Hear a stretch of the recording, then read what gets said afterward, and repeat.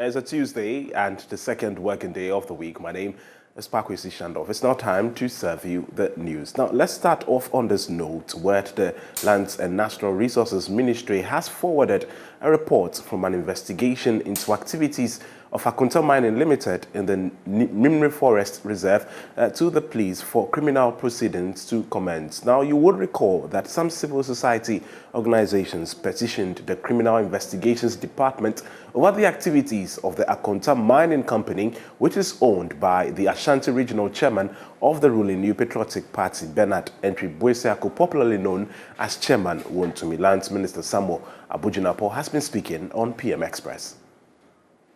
You issued a statement recently when the Akunta Mining thing came. Very, very strong statement listing a host of things that you're instructing, if I'm not mistaken, the Forest Commission to act. Was it Forest Commission or the Minerals Commission, one of them, to take? What's an update on that?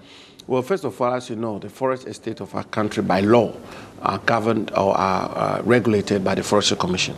The body, the legal constitutional body that has the mandate for the management, exploitation, and preservation of the forest estate of Ghana is the Forestry Commission.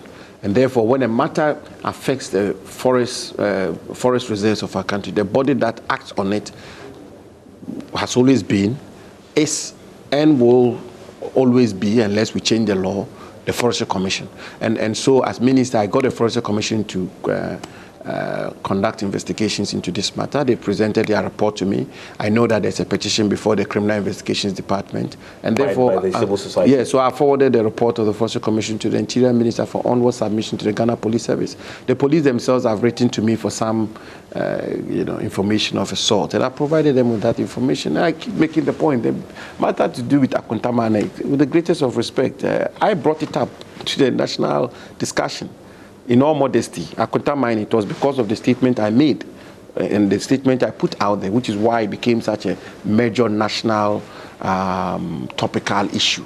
And it is because, really, with, I should say this with all the honesty I can marshal, we do this work with all the sincerity that we can marshal at our disposal, and we deal with these matters without fear or favor, and the chips should fall where they may, and that's exactly what I did. I've done my work.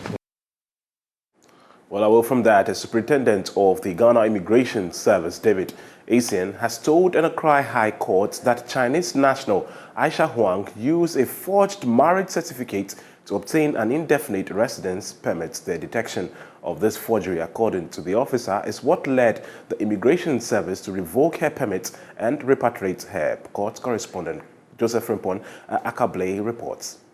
Lawyers for Aisha Huang, led by Nkrabi Efadate, have previously questioned why prosecutors keep changing the story regarding how she left the country. I didn't understand why the Attorney General did not allow us to finish the case. I think it was a wrong move, but they took her out of Ghana. Today we are being told in the court that she sneaked out of Ghana, which is false, a blatant untruth. An inaccurate statement which was made to the court. Very sad. Superintendent David Asian on Monday mounted a witness box as the state's second witness in the case of illegal mining filed against Aisha Huang. He started his testimony by telling the court he was tasked to investigate the accused person following a publication on myjoyonline.com and another news portal. The stories, he said, made serious allegations of illegal mining against the Chinese national. Superintendent Asian said he was asked to check her immigration status and the situation on the ground with regards to the allegations. He revealed he found that she had an indefinite residence permit. During cross-examination, lead counsel for Aisha Huang, Nkrabi Efadate, asked the immigration officer whether his probe was only regarding her immigration status. He replied it bordered on that as well as allegations regarding the illegal mining. He then gave the following details about her repatriation. When we examined the passport, she was on indefinite residence permit, which was granted to her based on her supposed marriage to a Ghanaian known as Anthony Fabian. However, investigations conducted by the GIS established that the accused used forged marriage certificate and forged Ghana passport in support of her application for the indefinite residence permit. As a result of this, the Comptroller General revoked the indefinite residence permit on grounds of fraudulent misrepresentation that led to a subsequent repatriation on 19th December 2018. Mr. Dade told the court he will continue with his cross-examination after conferring with his client. It is worth noting that the trial on Monday did not commence without controversy. Aisha Huang told the court she could not understand an interpreter who had been tasked to assist her. A new interpreter was brought to continue with that task. The case is back in court on Tuesday, November 15.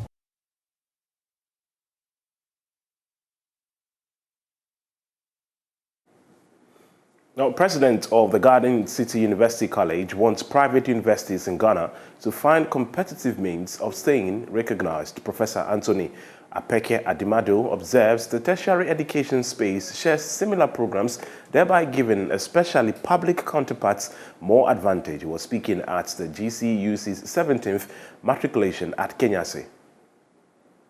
The University College admitted 1,450 students across its various disciplines and learning centers. Professor Adimado observed a plethora of business programs running in the various tertiary institutions nationwide. He believes that GCUC's focus on health has been crucial in increasing enrollment.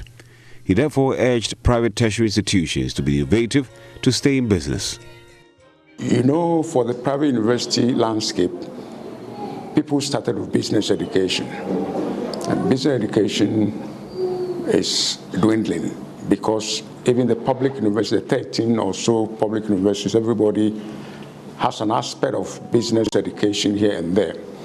There are several, BSc, administration, human resource, and all the branches, in addition to various postgraduate programs, MBAs, and stuff like that. But you notice that very few are engaged in health-related disciplines. And that is what GCUC is actually cashing in on. There have been several diplomates, nursing diplomates all over the place who want to top up for the degree. So the clientele is there. And even that, I've told management that I believe in the next 5-10 years, that too will be drying up. So, we are in a competition. So it's a question of looking around. I've been telling my director of cross-section, let's dream dreams and look at what we can do different. That is the name of the game. So for me, I think having 1,450, matriculants for August admission, it's very encouraging. And I believe by January admission too, if we get equal number, then it means that we are somewhat, keeping our nose above water. That's the most important thing, because remember that we don't have any subvention from central government. So it means as private university or institutions, we need to look at innovative ways of increasing our inflows. Reporting for JoyNews, and also Kwesi Schandorf. Now, students at colleges of education in the Ashanti region resort to group discussions and personal studies as CITAC and CENTAC embark on strike. Students at some colleges of education in the Ashanti region, again, are resorting to personal studies and group discussions in classrooms as their teachers and non-teaching staff embark on an indefinite strike nationwide. The National Council of both teaching and non-teaching staff at the colleges of education laid down their tools after government failed to implement the agreed 2021 conditions of service, postponing it to 2023. There is more in this development, which we would be bringing to you later on. Check here at the St. Louis College of Education in Broome. It's 10 a.m. and literally every academic activity is grinding to a halt. It is typical to find students actively engaged in class lessons at such hours, but today their teachers have boycotted class to vent their displeasure at the government for failing to address their demands. The Fair Wages and Salaries Commission's decision to unilaterally sign off a memorandum of agreement is one of the major concerns fueling their decision. Paul Mensah is the local CTAG representative at the St. Louis College of Education. For us, CTAG, we had negotiations with the government as to conditions of service. Now, this was done in 2021, and then it was supposed to take effect. In fact, negotiations have ended, but it was supposed to take effect in 2022. Now, the government has dragged its feet till now, and then when we were supposed to go and sign off the memorandum of understanding or the memorandum of agreement that we have with the government, then the government came in and said that the conditions of service is going to start in 2023. And even that, they called us that we should come for another negotiation. And we are saying that the negotiations have ended. We are not going in for negotiations again. These are students of the St. Louis College of Education here in the Ashanti region who are having their personal studies. They're having a study on science. And for the time being, this is going to be their condition. They are going to conduct their own personal studies until the teachers here in this school come back into the classrooms. Students who wish to catch up and stay afloat with lessons in class are also referring to the library for their personal studies. But according to authorities, this serene environment will soon be closed to the students as the non-teaching staff also make their demands. Benjamin Sarr is the local representative of the College of Education Non-Teaching Staff Association of Ghana. Non-teaching staff, specifically those of our members who hold first degree, are not paid commensurate with their colleagues in other tertiary institutions, i.e. the universities and technical universities. They all hold first degree, but when you come to the colleges of education, they are placed on level 16, low on the single spine salary structure. But our salaries are fixed, so people cannot just make ends meet. Many of them, even some of them who use motorbike, have packed motorbikes. They are motorbikes. They can't even ride motorbikes. At the Wesley College of Education, Tafo, whose centenary anniversary is just at the corner, offices remained closed while students helped with preparation for the school's anniversary. The students are, however, worried the strike, if not called off immediately, would adversely affect them. We are preparing towards our grand anniversary, which is on the 19th of this month, which is coming Saturday. But the strike is really going to affect us after our program, because we are not going to go for lectures and then we need to go for lectures and then study. Yeah, as a student teacher, we need to get the necessary things that we need, so that when we go on board or when you go outside, we can impart what we have for students. The student teachers are not only affected by the halt in teaching activities, their daily food rations have stopped coming because of the strike. This morning we have to have a breakfast and everything, and I went there, the place is so quiet. Yeah, they are not feeding us this morning, and food, we need food. So as it stands now, we need them urgently on campus. The association says it is not backing down on its decision until their demands are met. Francis Cheibedu is the local CTAG chairman at the Wesley College of Education. Until we see positive results, ladies and gentlemen, we are not backing down. This strike is indefinite,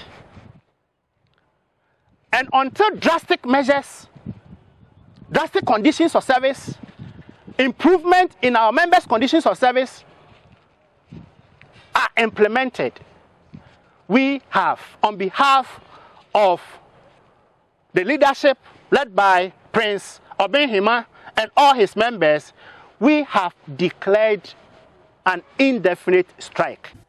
The teachers and non-teaching staff at the 46 colleges of education nationwide are anticipating that the government sticks to the highlighted conditions of service as agreed upon. For JoyNews, Emmanuel Bright Kweku reporting. Still in the Ashanti region, students of the State Experimental Basic School can now sit comfortably in class after the 2002 alumni of the school donated more than 200 monodesk and other teaching materials to the school. The students previously shared desk spaces with their colleagues, hampering academic activities. Details in this report. The State Experimental Cluster of Schools is one of the oldest public schools in the Ashanti region, having churned out notable personalities in the country. Established in the 1950s, the school has since not seen any major renovations and challenged with infrastructural deficits. Students at the school have had to struggle with inadequate desks by sharing the few ones available with their colleagues. The 2002 year group of the school donated over 200 monodexes, 30 tables and armchairs for teachers, as well as pen drives and reading items. Mercy Ekwia speaks for the group. Having our parents to buy, I know it's free education, but at times some students don't have or can't afford to buy it. So from student point of view, ideally having that will impact them, like in terms of learning. You can't come to school and stand. So having that provided, I feel like, you have that zeal to come in because you've got table and chair to use. Authorities and students of the school could not hide their joy upon receiving the items. Headmaster Solomon Oforikankam says the items came at the opportune time and would facilitate smooth learning at the school. The challenge with furniture is that we have a lot of them broken. We don't have money to repair them. Sometimes it is some of the parents who volunteer to come and then repair some for us. And also we're not having enough, honestly. We're not having enough in the class. You go to a class that has about 40 people with only 18 monodesks. 40 people sharing 18 monodesks, which was very, very bad. It was not helping teaching and learning. And because of that, the children were also not coming to school. For JoyNews, Emmanuel Kweku reporting.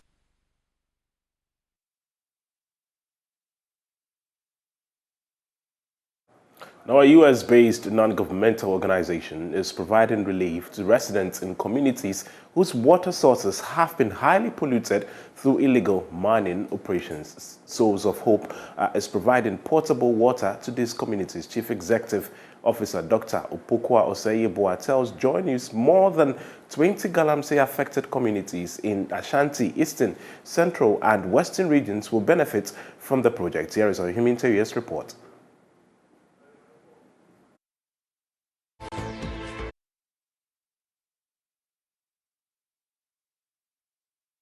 Yeboah and Dr. Opokwa Osei-Yeboah, through their NGO Source of Hope, recently handed over a brand new computer laboratory and mechanized borehole to the people of Pandai in the northern region. The NGO is now turning attention to support the fight against illegal mining through the provision of clean drinking water to endemic communities. Achrebuanda, a farming community situated downstream of the Paa River in the Shama district of the Western region, is one of the beneficiary communities. Though there is no Galamsey activity happening in the area, the community, by its location, is feeling the impact of illegal mining several kilometers away from Galamsey sites in Ashanti and Central regions. Residents until now had no option than to resort to the use of the highly polluted Paa River for household chores. Children also take their morning bath in the dirty water before school. Afia Awoche is one of the residents concerned with the pollution of their water sources. I just am caught alam medugumna mejan and sana metumida baby. No po you gulai. Thanks to Source of Hope, that situation will change as the community benefits from a borehole. Assemblyman the Emisakrom New Junction electoral area, Alpha Justice Wonche, is happy for the people. We say this borehole has become our savior in terms of water resource, because school children, instead of coming here to bath, they are no more coming here. They are going to make good use of that borehole. Chief Executive of Source of Hope, Dr. Opokuya Osei-Yeboah, is unhappy at Trebwanda and other Galamsey plague communities have been neglected by government. These communities have a lot of difficulty getting clean water to do anything. And we can't forget them. And it takes Source of Hope. We look at deep hidden communities like these and we reach out. We're looking at over 20 communities, Ashanti, Eastern, Western and Central. So these are the communities that we're targeting. The ones that are close to the areas where they have seen the most impact. Dr. Opokuya, a medical doctor in public health in the US, is afraid of the consequences illegal mining could have on unborn babies. She wants the government and other stakeholders to pay attention to communities along river bodies affected by Galamsey. There's so much chemicals in that water, and it will actually affect, the prenatal child. So if a pregnant woman is drinking this water, it can cause neurological effects on the development of the child. So it is in fact a very, very big problem that we really, really need to look at and create some policies to try to address this. From Atrebwanda in the Western region for JoyNews, Ohiminteria reporting. It's a wrap on the news. For more, log on to www.myjoyonline.com. My name is Paa Kwesi Schandorf. Do enjoy the rest of the program.